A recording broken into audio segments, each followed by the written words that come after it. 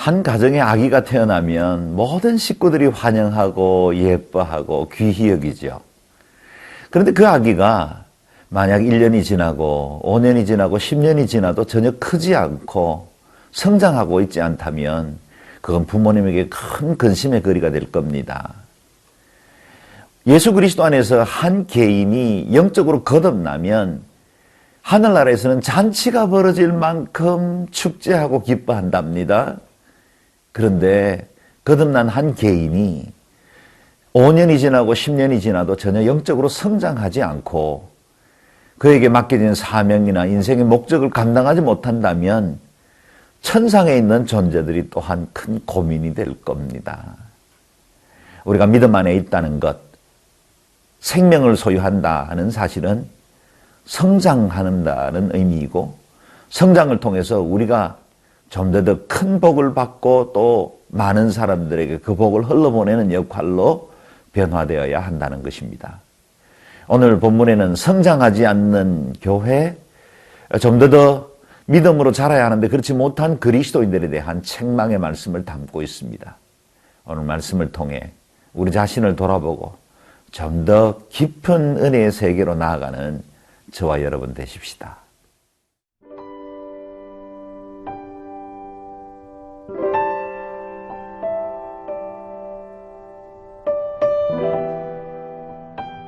히브리서 5장 1절에서 14절 말씀입니다. 대제사장마다 사람 가운데서 택한 자이므로 하나님께 속한 일에 사람을 위하여 예물과 속죄하는 제사를 드리게 하나니 그가 무식하고 미혹된 자를 능히 용납할 수 있는 것은 자기도 연약에 휩싸여 있음이라. 그러므로 백성을 위하여 속죄제를 드림과 같이 또한 자신을 위하여도 드리는 것이 마땅하니라. 이 존귀는 아무도 스스로 취하지 못하고 오직 아론과 같이 하나님의 부르심을 받은 자라야 할 것이니라.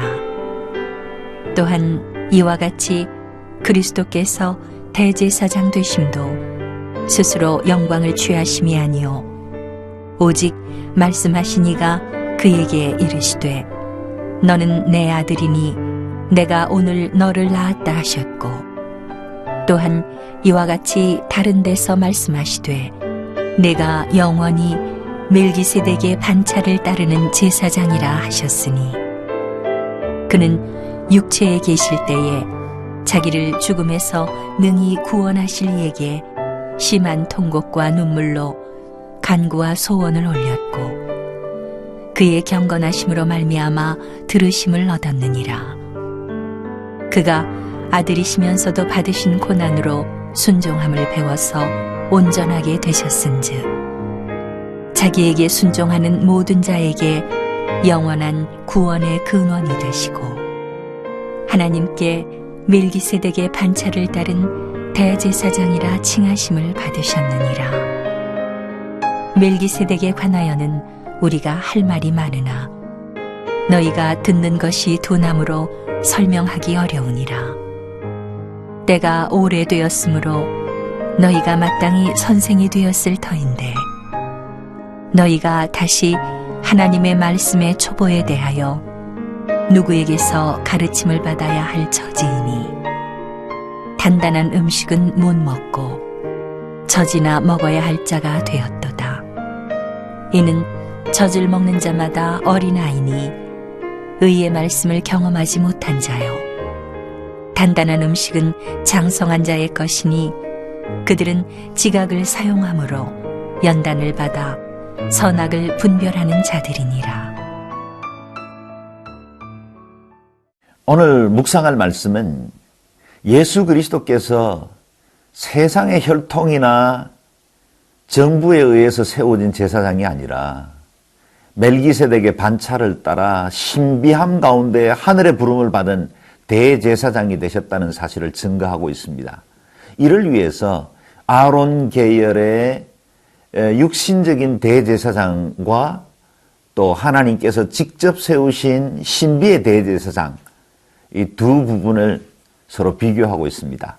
그래서 1절에서 4절까지를 보면 아론 계열의 세상에서 세워지는 대제사장을 먼저 언급하고 있죠. 1절을 보십시오. 대제사장마다 사람 가운데서 택한 자이므로 하나님께 속한 이 일에 사람을 위하여 예물과 속죄하는 제사를 드리게 하나니. 사람이 세운 대제사장에게는 여러 가지 한계가 있습니다. 1절에 나온 한계는 뭡니까? 사람 가운데 택한 자이지만 직분은 신성하지만 그는 스스로 자신의 연약함과 죄 문제도 해결할 수 없는 상태에 있다라는 겁니다. 다른 사람을 위한 사명은 받았지만 동시에 자기의 죄 문제도 해결해야만 하는 그런 연약한 존재이다라는 겁니다. 2절 3절에도 나옵니다. 그가 무식하고 미혹된 자를 능히 용납할 수 있는 것은 자기도 연약에 휩싸여 있음이라. 그러므로 백성을 위하여 속죄제를 드림과 같이 또한 자신을 위하여도 드리는 것이 마땅하니라. 한시적이고 제한적인 기간만 역할을 감당하도록 부름받은 사람입니다. 백성의 죄를 속죄하도록 제사를 주도하지만 동시에 자신의 죄를 속죄하기 위한 제사도 드려야만 하는 연약한 존재입니다. 그것도 특별히 아무나 취할 수 없었습니다. 4절 말씀, 이 존귀는 아무도 스스로 취하지 못하고 오직 아론과 같이 하나님의 부르심을 받은 자라야 할 것이니라. 소수의 사람, 그것도 특별히 하나님이 지명하여 세운 사람들에게만 주어진 존귀함, 직분이었다라는 겁니다. 5절부터는 예수 그리스도의 대제사장의 특이함을 말해주고 있습니다. 5절 6절을 읽겠습니다. 또한 이와 같이 그리스도께서 대제사장 되심도 스스로 영광을 취하심이 아니요 오직 말씀하신 이가 그에게 이르시되 너는 내 아들이니 내가 오늘 너를 낳았다 하셨고 또한 이와 같이 다른 데서 말씀하시되 네가 영원히 멜기세덱의 반차를 따르는 대제사장이 되리라 하셨으니. 예수님께서 대제사장이 되심은 혈통이나 어떤 사람의 반차 순서에 따라서 되어진 것이 아닙니다. 계보를 따라서 된 것이 아니라 위에서 하나님이 지명하여 세우신 것이다. 그냥 단순히 혈통에서 따른 아론의 대제사장 계보와 하나님이 직접 세우신 이 계보는 서로 다른 영적 계보를 갖고 있다라는 겁니다. 레위 지파에 속한 것이 아니라 멜기세덱, 곧 족보도 없고 또 어디서 났는지 그 신분과 근원조차도 신비에 쌓여 있는 멜기세덱의 반차를 따른 대제사장이 되었다라는 사실입니다. 뿐만 아니라 하나님께서 그를 속죄제물로 삼으셨습니다.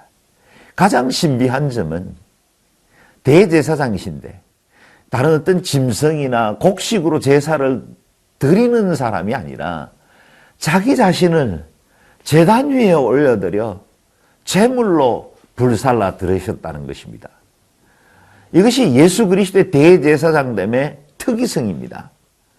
그분은 십자가를 지셨고 오고 가는 모든 세대의 수많은 짐승의 피해 제사를 이제는 종결하시고 완성하시고 그분이 속죄제물이 되셨다는 것입니다. 이 이해하기 힘든 제사장이 되신 그분, 그 그리스도께서 제물로 올라가시기 전에 드리셨던 중보의 기도, 그분의 눈물의 기도를 보십시오. 7절에서 10절까지의 말씀입니다. 그는 육체에 계실 때에 자기를 죽음에서 능히 구원하실 이에게 심한 통곡과 눈물로 간구와 소원을 올렸고 그의 경건하심으로 말미암아 들으심을 얻었느니라. 그가 아들이시면서도 받으신 고난으로 순종함을 배워서 온전하게 되셨은즉 자기에게 순종하는 모든 자에게 영원한 구원의 근원이 되시고 하나님께 멜기세덱 반차를 따른 대제사장이라 칭함을 받으셨느니라. 아멘. 예수 그리스도는 겟세마네 동산에서 이 잔, 곧 십자가에서 당신 자신이 제물로 올려져야만 하는 이 끔찍한 순환 앞에 할만하시거든 이 잔을 제게서 옮겨주십시오. 그러나 주님은 주님 앞에 눈물과 간구로 드린 이 모든 기도를 순종으로 기꺼이 받아들이셨죠. 당신 스스로가 그 잔을 취하셨습니다. 내 뜻대로 마옵시고 아버지의 뜻대로 하시옵소서.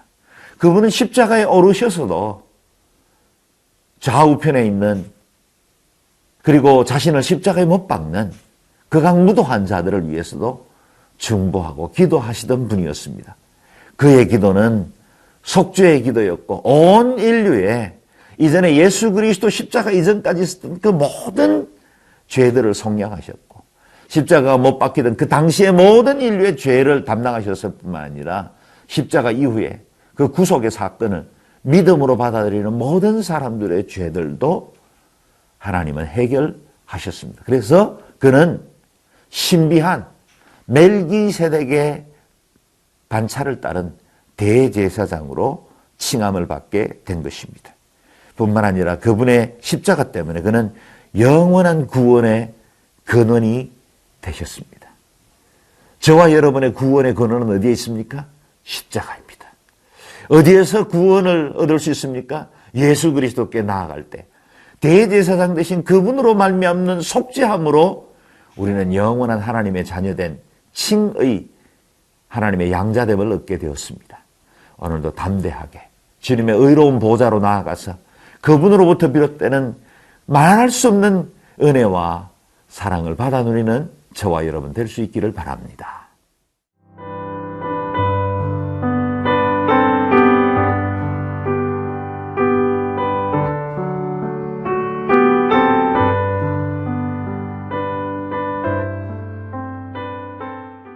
아기는 출생해서 엄마의 젖과 또 우유를 먹고 무럭무럭 자라죠.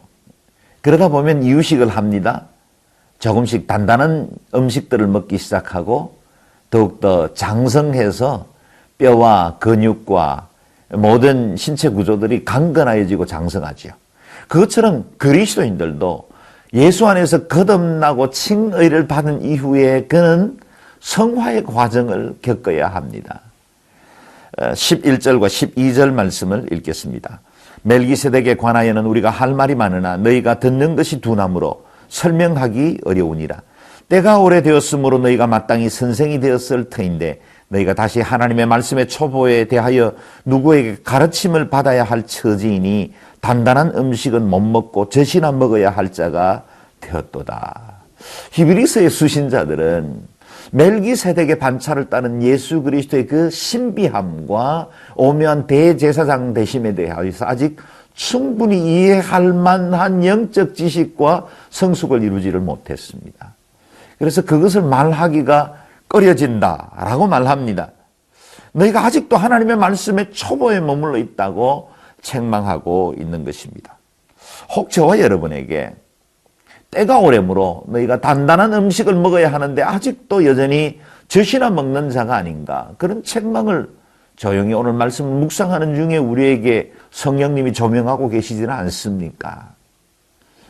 우리는 단단한 음식을 먹고 이제는 장성해서 그동안 다른 사람들로부터 받는 은혜, 도움만 받다가 이제는 다른 사람들에게 기쁨이 되고 다른 사람들을 도와주고 다른 사람들에게 유익한 사람이 되어야 되는데 그렇지 못한 채로 여전히 이기적이고 자기중심적인 신앙생활을 하는 건 아니냐 하는 겁니다.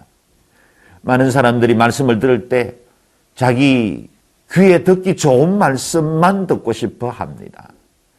사람들은 자기를 귀히 여기고 내 말은 존중받아야 하고 내가 모여있는 모임 중에 내가 최고가 되어야 하려는 어린아이적 생각을 아직도 가지고 있을 때가 많이 있습니다. 단단한 음식을 먹는다는 것은 때로는 내 귀에는 거슬리고 내 마음에 불편함을 준다 할지라도 그것이 하나님의 말씀이고 진리이면 그것을 그대로 내가 인정하고 순종할 수 있어야 한다는 겁니다.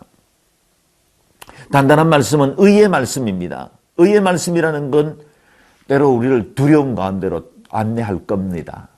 편안한 삶으로 그냥 내버려 두지 않을 겁니다. 더 많이 헌신하라고 도전할 겁니다. 내가 받은 복은 나누어야 한다고 도전할 겁니다. 하나님의 사람이 되었고 성장이 되었다는 것은 곧 자신이 가지고 있는 이 많은 복을 다른 사람을 위해서, 하나님 나라를 위해서, 주의 교회를 위해서 쓰임받고 또 봉사하고 섬겨야 한다는 걸 의미합니다. 13절, 14절 말씀입니다. 이는 젖을 먹는 자마다 어린아이니 의의 말씀을 경험하지 못한 자요. 단단한 음식은 장성한 자의 것이니 그들은 지각을 사용함으로 연단을 받아 선악을 분별하는 자들이니라. 지금 어떤 말씀을 먹고 계십니까? 큐티를 하실 때도, 말씀을 묵상할 때도, 설교를 들을 때도 여러분은 지금 이유식 정도나 받아들이는 그런 말씀을 섭취하고 있습니까? 아니면 단단한 음식을 받고 의의 사람으로 성장하고 있습니까? 혹 여전히 아직도 젖을 먹는 단계에 있다면 하나님 앞에 이 한 해가 영적 성숙을 이루어 그리스도의 장성한 분량이 충만한 데까지 이르도록 신앙 성숙의 목표를 세워 볼 수 있기를 바랍니다. 그리고 단단한 음식을 먹기로 결단하고 많은 사람들을 위해서 내가 오늘 어떤 헌신, 어떤 봉사를 해야 될지도 찾아보면 좋겠습니다. 그리고 내게 주는 말씀이 때로 부담스럽고 힘들지라도 순종의 첫걸음을 내어 디뎠으면 좋겠습니다. 힘들고 어려워도 하나님 앞에 담대하게 시도해보고, 그리고 주님 앞에 다른 사람보다 더 많이 섬기고 주 앞에 더 많이 조아리고 무릎 꿇음으로 하나님 앞에 인정받을 뿐만 아니라 신앙 공동체에서도 존경받는 하나님의 사람으로 세워질 수 있기를 주의 이름으로 축원합니다. 기도하겠습니다. 존귀하신 하나님, 우리에게 멜기세덱의 반차를 따라 대제사장 되신 예수 그리스도의 그 신비와 그분의 구속의 은총을 우리에게 허락하신 것을 감사합니다. 하나님, 우리에게 때로는 이해하기 힘들고 받아들이기 어려운 말씀들이 있다 할지라도 그것으로 어린아이처럼 거절하거나 부인하지 아니하고 말씀을 믿음으로 받고 말씀을 순종함으로 하나님 앞에 단단한 음식을 먹는 자와 같이 장성한 분량이 충만한 데까지 이르러 그리스도의 성품과 사랑을 가지고 교회를 섬기고 다른 사람들을 돕고 하나님의 복음을 흘러보내는 축복의 사람, 능력의 사람들 되게 하여 주옵소서. 예수님 귀하신 이름으로 기도드리옵나이다. 아멘.